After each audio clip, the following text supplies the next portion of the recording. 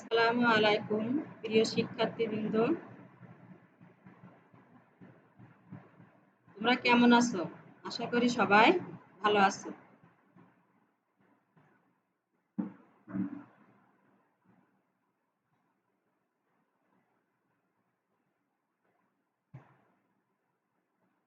প্রিয় শিক্ষার্থীবৃন্দ, তোমাদের সবাইকে স্বাগতম।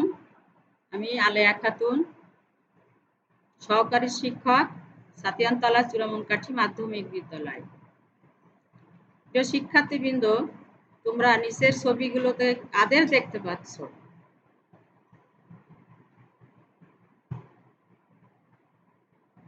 এখানে দেখা যাচ্ছে কিছু ছবি। এই ছবি দেখে তোমরা কি বলতে পারবে আজকের পাঠের বিষয়টি কি? হ্যাঁ, তোমরা ঠিক বলেছ, এটা মেয়েদের ছবি। তাহলে মেয়েদেরকে আর কি বলা যায়? তোমরা বলতে পারবে মেয়েদেরকে আর কি বলা যায়? হ্যাঁ, ঠিকই বলেছ, মেয়েদেরকে বলা হয় নারী। এখানে দেখো কিছু ছবি দেখা যাচ্ছে, এগুলো কিন্তু নারীদের ছবি। তাহলে শিক্ষার্থীরা তোমরা বলো যে আমরা আজকে কি নিয়ে আলোচনা করতে যাচ্ছি? হ্যাঁ, তোমরা ঠিকই বলেছো, আমরা আজকে নারী কবিতা নিয়ে আলোচনা করব। তাহলে আজকের পাঠ আমাদের সাহিত্য কণিকা পদ্য, অষ্টম শ্রেণী, বাংলা প্রথম পত্র। হ্যাঁ, নারী কবিতাটি লিখেছে কাজী নজরুল ইসলাম। আর এই নারী কবিতাটি কাজী নজরুল ইসলামের সাম্যবাদী কাব্যগ্রন্থ থেকে নেওয়া হয়েছে। তাহলে প্রথমে আমাদের যে কাজটা করা দরকার সেটা হচ্ছে কাজী নজরুল ইসলাম সম্পর্কে কিছু জানা দরকার। ছবিতে দেখতে পাচ্ছ একটি ছবি, আরেকটি ছবি। এই দুটি ছবি কার বলতে পারো? হ্যাঁ, ঠিকই বলেছ, এই ছবি দুটি হচ্ছে আমাদের প্রিয় কবি কাজী নজরুল ইসলামের ছবি।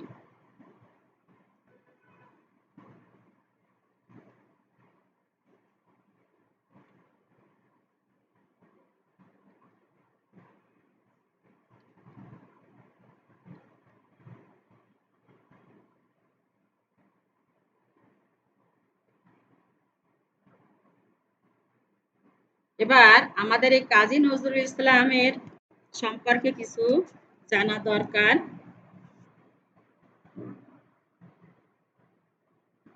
প্রথমে আমরা জানি জন্ম। চলো আমরা দেখে নিই।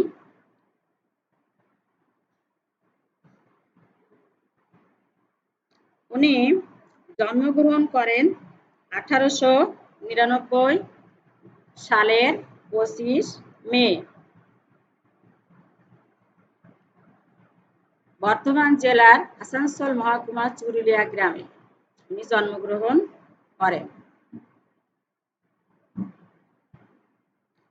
শিক্ষা জীবন, তিনি প্রথম মহাযুদ্ধ শুরু হওয়ার ফলে বিদ্যালয়ে পড়াশোনা শেষ করতে পারেনি। তিনি সেই সময় বাঙালি পল্টনে যোগদান করেন। সাহিত্য সাধনা, যুদ্ধ শেষে তিনি সাহিত্য চর্চায় আত্মনিয়োগ করেন। তার উল্লেখযোগ্য রচনা কাব্যগ্রন্থের ভিতরে অগ্নিবীণা, বিষের বাসী, সাম্যবাদী, সর্বহারা, সিন্ধু হিন্দোল, চক্রবাক, রিক্তের বেদন প্রভৃতি। সম্মাননা, বাংলাদেশের স্বাধীনতার পর 1972 সালে কবিকে ঢাকায় এনে বাংলাদেশের নাগরিকত্ব প্রদান করা হয়। এবং আমরা জানি কবি কাজী নজরুল ইসলামের বিশেষ উপাধি আছে, সেই উপাধি হচ্ছে কাজী নজরুল ইসলাম আমাদের জাতীয় কবি। তাছাড়া তিনি বিদ্রোহী কবি নামেও পরিচিত। 1976 সালে 29 আগস্ট তিনি ঢাকায় মৃত্যুবরণ করেন।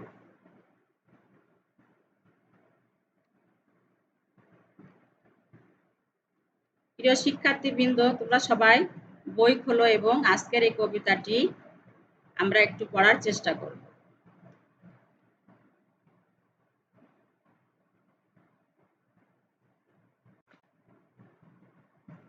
সাম্যের গান গাই, আমার চক্ষে নারী পুরুষ, আমার চক্ষে পুরুষ রমণী কোনো ভেদাভেদ নাই। বিশ্বের যা কিছু মহান সৃষ্টি চিরকল্যাণকর, অর্ধেক তার করিয়াছে নারী, অর্ধেক তার নর। বিশ্বে যা কিছু এলো পাপ তাপ বেদনা অস্ত্র বাড়ি, অর্ধেক তার আনিয়াছে নর, অর্ধেক তার নারী। জগতে যত বড় বড় জয়, বড় বড় অভিযান, মাতা ভগ্নী ও বধূদের ত্যাগে হইয়াছে মহিয়ান। কত রণে কত, কত রণে কত,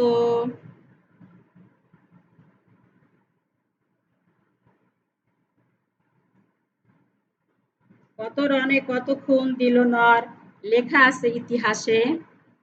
কত নারী দিল স্মৃতির সিঁদুর, লেখা নাই তার পাশে। কত মাতা দিল হৃদয় উপরি, কত বোন দিল সেবা, বীরের স্মৃতির স্তম্ভের গায়ে লিখিয়া রেখেছে কেবা। কোনো কালে একা হয়নি কো জয়ী পুরুষের তরবারি, প্রেরণা দিয়েছে শক্তি দিয়েছে বিজয়ী লক্ষ্মী নারী।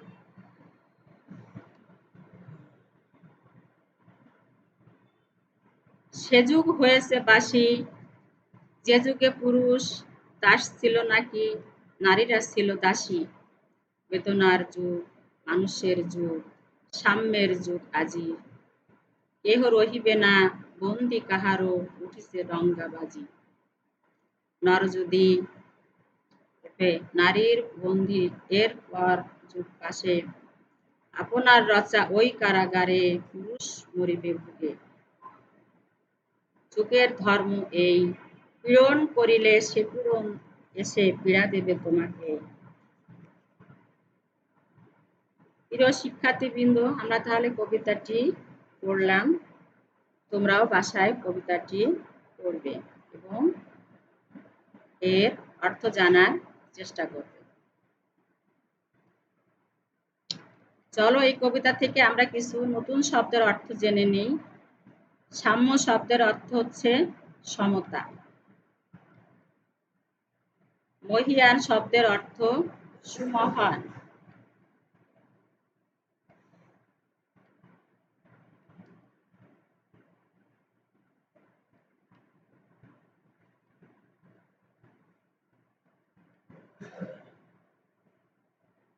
ডঙ্কা শব্দের অর্থ জয় ঢাক।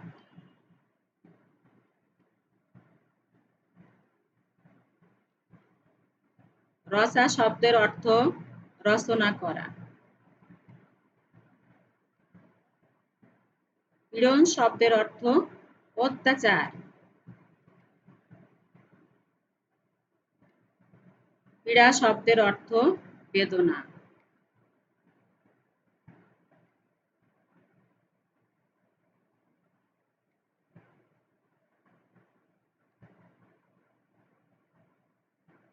প্রিয় শিক্ষার্থী, চলো আমরা কিছু প্রশ্ন বলার চেষ্টা করি এবং তার উত্তরটি দেওয়ার চেষ্টা করি। পীরের স্মৃতিস্তম্ভের গায়ে কোনটি লেখা নেই? শিক্ষার্থীবৃন্দ, তোমরা দেখো এখানে 4টি প্রশ্ন আছে, কোনটি হবে এর উত্তর? তোমরা কি বলতে পারবে? হ্যাঁ, ঠিক বলেছো, নারীর স্মৃতির সিঁদুর। উত্তরটি হবে নারীর স্মৃতির সিঁদুর।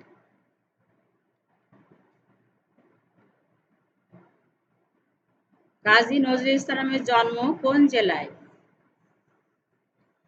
তোমরা কি বলতে পারবে? হ্যাঁ, ঠিক বলেছো। কাজী নজরুল ইসলামের জন্ম বর্ধমান জেলায়।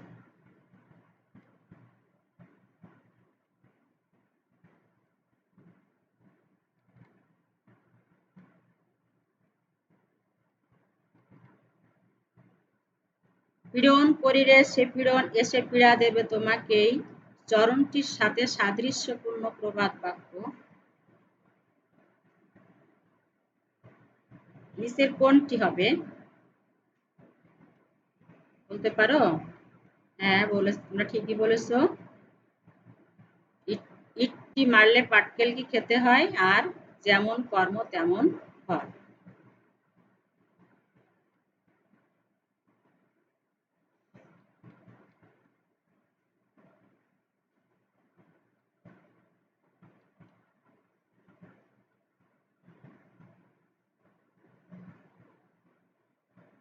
প্রিয় শিক্ষার্থীবৃন্দ, তাহলে এই কবিতা পড়ে আমরা কি বুঝলাম? যে এই পৃথিবীতে যা কিছু বড় বড় কাজ হয়েছে নারী এবং পুরুষের সমন্বয়ে কিন্তু হয়েছে। কাজী নজরুল ইসলাম উনি হচ্ছে সাম্যবাদী কবি। নারী এবং নর অর্থাৎ পুরুষ এবং নারীকে তিনি সমান চোখে দেখেছেন।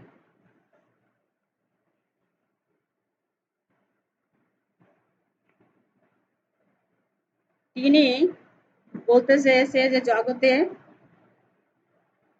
নর এবং নারী সমান অধিকার, অর্থাৎ পুরুষের কথা ইতিহাসে লেখা আছে কিন্তু নারীদের কথা ইতিহাসে লেখা নেই। তাই তিনি কবিতার ভিতরে উল্লেখ করেছে, বিশ্বের যা কিছু মহান সৃষ্টি চিরকল্যাণকর, অর্ধেক তার করিয়াছে নারী, অর্ধেক তার নর।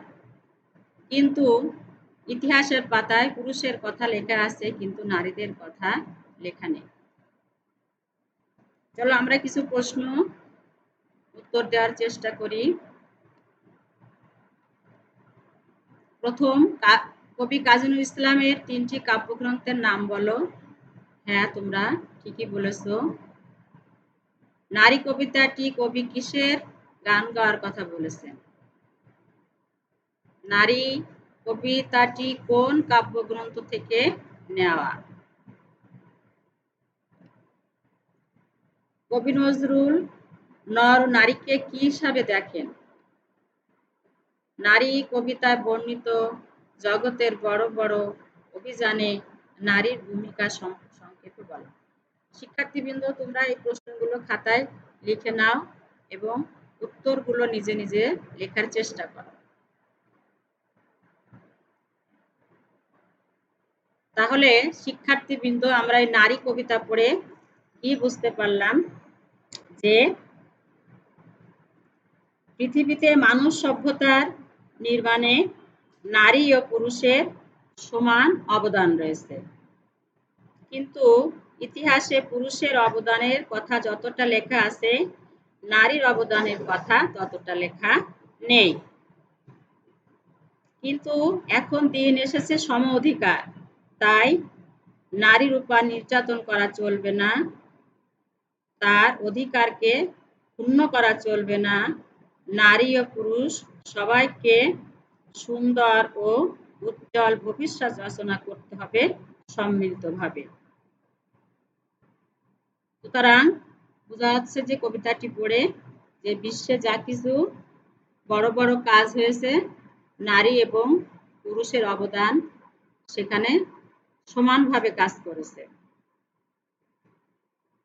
তাই কবিতায় কবি বলেছে যে বিশ্বে যা কিছু মহান সৃষ্টি চিরকল্যাণকর, অর্ধেক তার করিয়াছে নারী, অর্ধেক তার নর। প্রিয় শিক্ষার্থীবৃন্দ,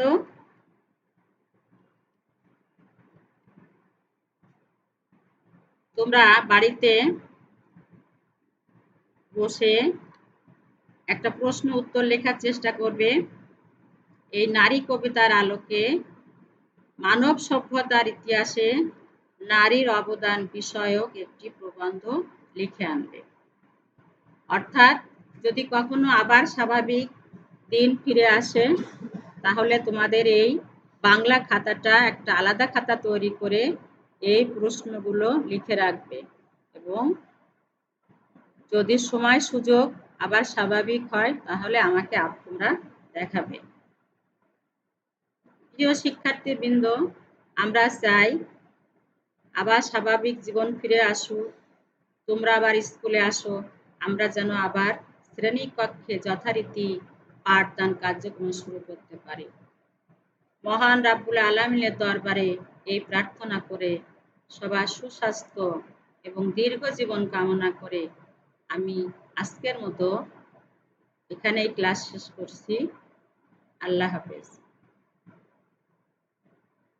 সবাই ভালো থাকো।